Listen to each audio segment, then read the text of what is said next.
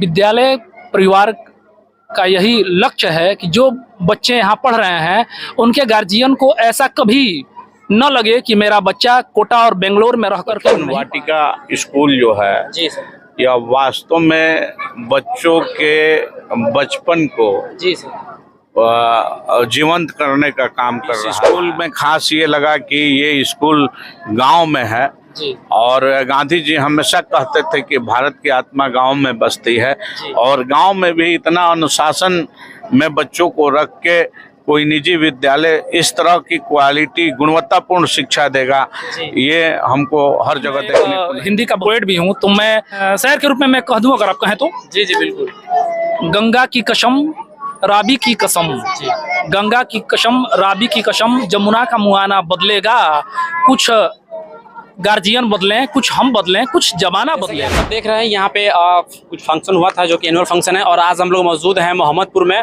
और स्कूल का नाम है बचपन वाटिका स्कूल। ये जो एनुअल फंक्शन हो रहा था यहाँ पे जितने भी बच्चे जो हैं अपने एग्जाम दिए थे और आगे जो अपने क्लास में गए थे उन लोगों को सम्मानित किया गया था। आइए हम लोग यहाँ पे चलेंगे और जो इस स्कूल का अभिभावक है, जो स्कूल के डायरेक्टर है और जो भी अतिथि हैं लोग, उन लोगों से हम लोग बात करेंगे और जानने का प्रयास करेंगे कि ये जो फंक्शन हुआ है मतलब इसका क्या उद्देश्य था और इस स्कूल में जो बच्चे लोगों का पढ़ाई होता है वो कैसे होता है। आप लोग इसमें देख सकते हैं कि बहुत सारे यहाँ पर लोग मौजूद हैं और अभी हम मंच पे मौजूद हैं और सबसे पहले सर से बात करेंगे। क्या नाम हुआ आपका? अर्जुन सिंह। ये जो फंक्शन हो रहा था इसका क्या उद्देश्य है?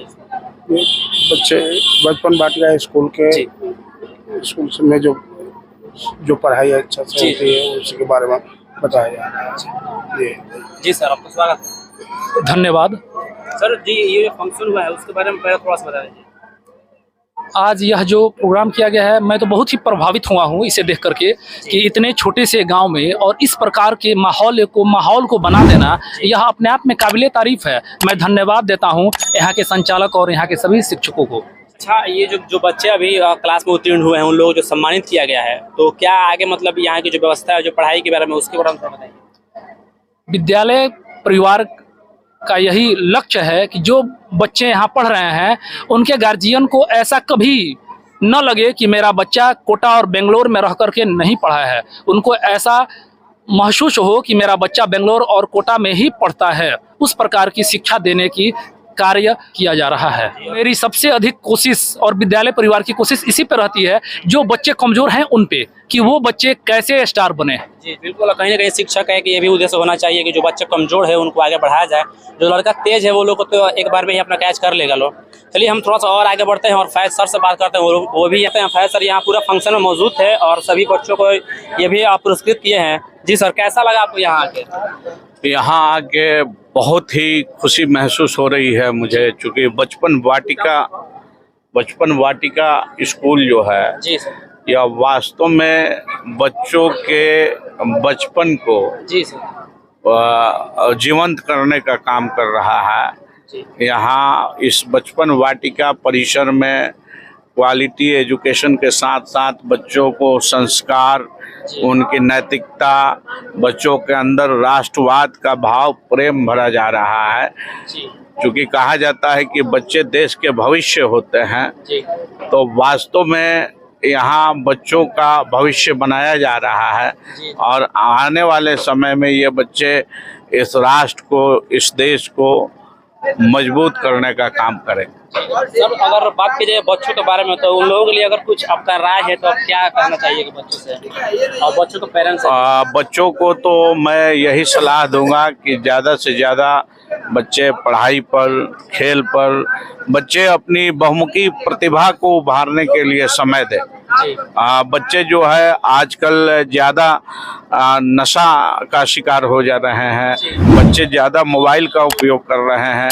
तो बच्चों से मैं ये बच्चे को मैं कहना चाहूँगा कि आप किसी भी तरह के नशा का शिकार ना हो, चूँकि नशा आपके स्वास्थ्य को, आपके जीवन को बर्बाद कर देता है। और मोबाइल जो है आज के डेट में बच्चों को उनके पेरेंट्स बच्चों के हाथ में दे देते हैं, जिससे बच्चे मानसिक रूप से बीमार हो जाते हैं। कई बच्चे जो है मोबाइल का मिसयूज करते हैं, कई तरह की चीज़ें हैं मोबाइल में जो बच्चों को देखने और समझने के लायक नहीं है।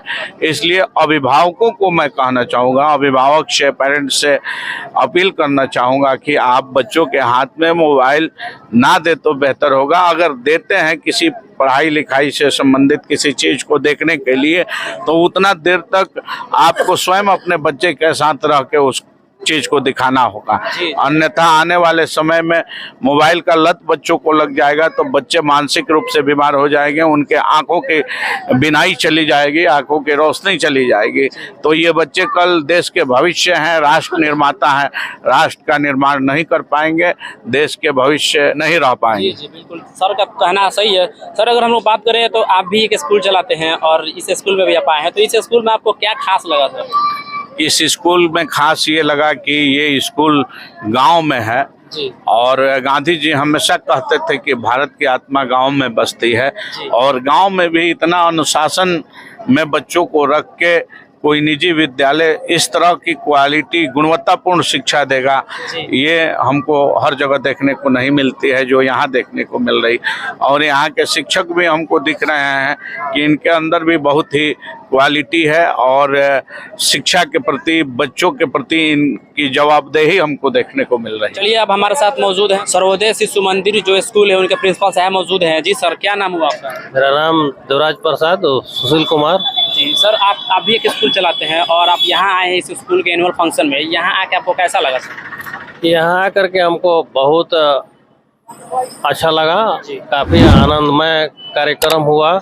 इस संकीर्ण स्थान पर इतना व्यवस्थित और अनुशासित ढंग से जो कार्यक्रम हुआ, ये काबिल तारीफ है यहाँ के शिक्षक और निदेशक का, और अभिभावकों का भी अहम भूमिका रहा इसमें। जी जी सर, जी सर अगर बात करें स्कूल की कुछ खास बात की, कुछ गुणवत्ता की, तो आपको क्या लगता है यहाँ क्या चीज़ें सही है? ये विद्यालय की खास विशेषता ये है कि इस कहा जाए कि वीरान पूर्णतः पिछड़ा क्षेत्र में और इस तरह के शिक्षा की व्यवस्था शिक्षागण कर रहे हैं कि हम तो लग रहा है कि ये शिक्षक और शिक्षा जो इन्हें दे रहे हैं, मिल रहा है, वो जो है कहीं बाहर जाकर के जो विद्यार्थी शिक्षा ग्रहण करते हैं उससे कहीं कम यहाँ शिक्षा की व्यवस्था नहीं है। पूर्णतः बाहर के शिक्षा के समतुल्य यहाँ शिक्षा की व्यवस्था मिल रही है और अभिभावक और बच्चे ये भी संतुष्ट हैं। और ये विद्यार्थी कल के राष्ट्र के भविष्य हैं और इनका ये एक तरह का वाटिका है, बचपन वाटिका, और इस वाटिका के जो माली है वो ये शिक्षक ही हैं। ये मालिक रूपी शिक्षक इन बच्चों को इस वाटिका में अनुशासित करके, शिक्षित करके और इन्हें एक हीरा की तरह, एक मोती की तरह इनको तैयार कर रहे हैं जो कल के समय में ये राष्ट्र के कर्णधार बने। जी, तो देखिए सर का भी कहना बिल्कुल सही है। ये जो है स्कूल जो है गांव में है और गांव में रहने के बावजूद भी इस प्रकार की एजुकेशन देना, बच्चों को इस प्रकार की शिक्षा देना जो कि बाहर में मिलता है, बहुत ही बड़ी काम है। हमारे साथ मौजूद है प्राइवेट स्कूल का जिला प्रवक्ता, हम लोग इनसे जानते हैं कि यहाँ पे जो बच्चे का जो पढ़ाई हो रहा है वो कैसा है और ये क्या कहना चाहते हैं उन बच्चों के लिए। जी सर, पहले आपके पूरी टीम को धन्यवाद और आपके चैनल को देखने वाले सभी दर्शकों को मेरा अभिवादन। बच्चे को मैंने बखूबी देखा है, बच्चे जो हैं वो अंग्रेजी के क्षेत्र में काफ़ी कारगर साबित होते दिख रहे हैं। वैसे हमारी मातृभाषा हिंदी है तो विद्यालय की यह नीति है कि हिंदी पे भी ध्यान रखना है ताकि बच्चे हिंदी से भटके नहीं और अंग्रेजी के बगैर उनका काम रुके नहीं। जी जी बिल्कुल, इसी प्रणाली को देखते हुए विद्यालय काम कर रहा है। जी अच्छा, इस विद्यालय की क्या अगर विशेषता की बात किया जाए तो क्या खास चीज़ है यहाँ? छोटे बच्चे को अंग्रेजी बुलवा देना और बिल्कुल वीरान जगह पर आकर के विद्यालय को चला लेना और विद्यालय को अनुशासित करना और बच्चे को उस अनुशासन के अंतर्गत उनको तैयार कर देना, यह बहुत बड़ी बात है जो इस विद्यालय में हमको देखने को मिला है। अंतिम सवाल करते हैं सर, अगर आप इन बच्चों के अभिभावक से आप क्या कहना चाहिएगा?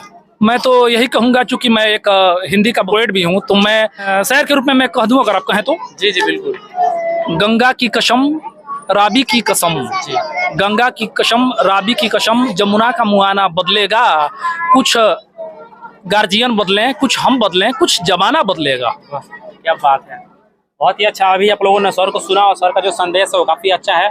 तो अभी आप लोग देख रहे थे बचपन वाटिका स्कूल में हम लोग मौजूद थे, यहाँ पे सर से ही बात हुआ और सभी बच्चे भी मौजूद हैं। आज एनुअल डे था। तो ये वीडियो आप सबको कैसा लगा, अपनी प्रतिक्रिया जरूर दीजिएगा। हम लोग फिर मिलेंगे किसी नए वीडियो में, किसी नए टॉपिक के साथ। तब तक के लिए जय हिंद, जय भारत, जय बिहार।